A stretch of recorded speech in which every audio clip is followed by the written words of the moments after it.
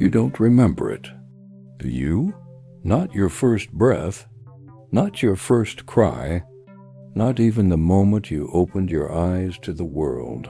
But here's something even stranger. What if the moment you became you wasn't when you were born? Pause for a second, because if that's true, then who or what were you before that?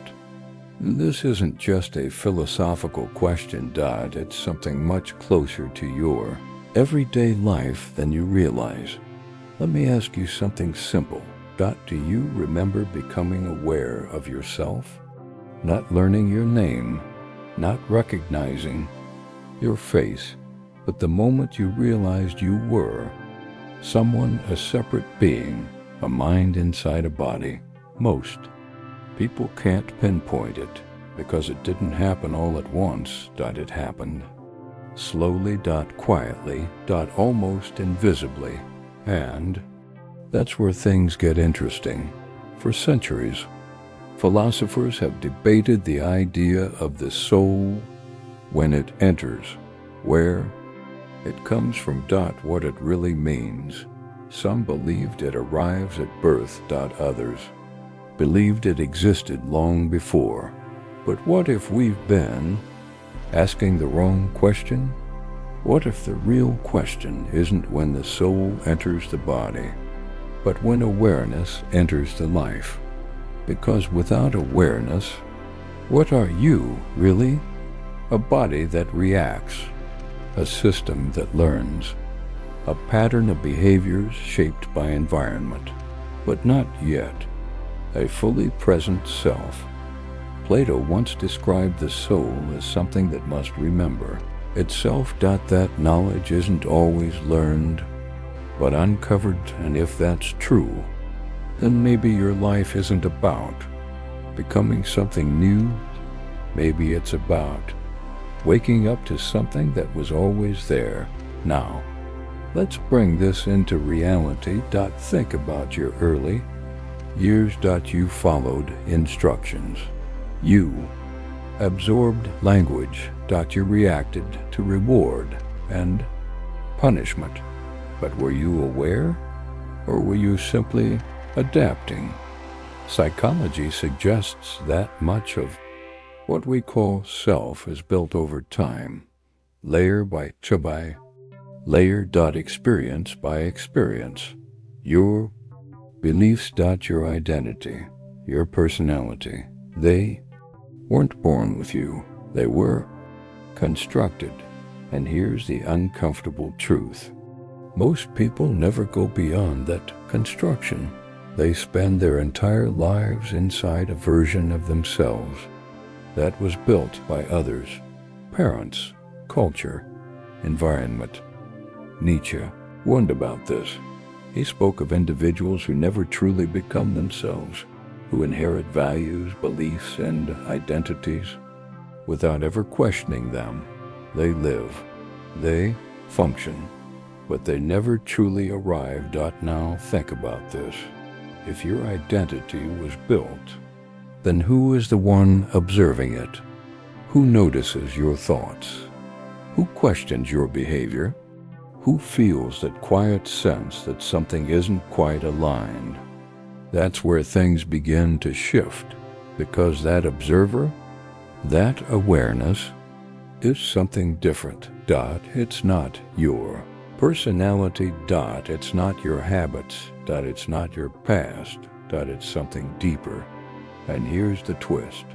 That part of you doesn't fully emerge at birth. It emerges when you begin to notice, when you stop reacting automatically, when you start questioning, when you become aware of your own awareness. That's the moment something changes. Not physically, but fundamentally. It's the difference between existing and being present. Now let me tell you a story. A young boy once asked his father, "When did I become me?" The father smiled, unsure how to answer. He thought about biology, about birth, about growth, but none of those felt quite right. Years later, The boy now, a man found his own. Answered, not in a book, not in a theory. In a quiet moment of reflection, he realized that most of his life had been lived on autopilot. Following expectations, reacting without thinking. And then, one day, he stopped. He noticed his thoughts, questioned his reactions, felt the space between impulse and action. And in that moment, something felt different. Not new, but real. As if he had finally stepped into his own life. That was the moment. He became himself, not at birth. Not in childhood, but in awareness. Now, here's the part most people don't want to hear. You might not be fully here yet, not completely, because awareness isn't permanent. It's not guaranteed. You can fall back into patterns. Distraction. Unconscious behavior. Bonhoeffer warned about a kind of life where people stop thinking. Stop reflecting. Stop being aware of their own actions. They don't lose intelligence, they lose presence. And when that happens, they drift through relationships. Through decisions, through life itself. So if awareness is what makes you, you, then the question becomes, how often are you truly aware? Right now. In this moment, are you fully present? Or are you thinking about something else? Reacting to something else?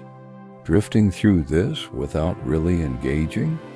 Because if you're not aware, then something else is driving. Habits. Conditioning. Fear. And slowly, that becomes your life. But here's the good news. Awareness can return. Not through effort alone, but through attention. Through noticing your thoughts without immediately believing them. Noticing your reactions without being controlled by them. Noticing the gap between who you are and who you've been acting like. That gap, that's where you begin to arrive, not as a new person, but as your real self. Machiavelli once said that people judge by appearances rather than reality, and nowhere is that more dangerous than within yourself, because you can appear to be living fully while barely being present at all. But once you see it, once you feel that difference, you can't go back. You begin to recognize the moments when you're truly there and the moments when you're not, and slowly you choose differently, not perfectly, but consciously. And that's the shift. Not when your body was born. Not when your identity was formed, but when your awareness stepped forward.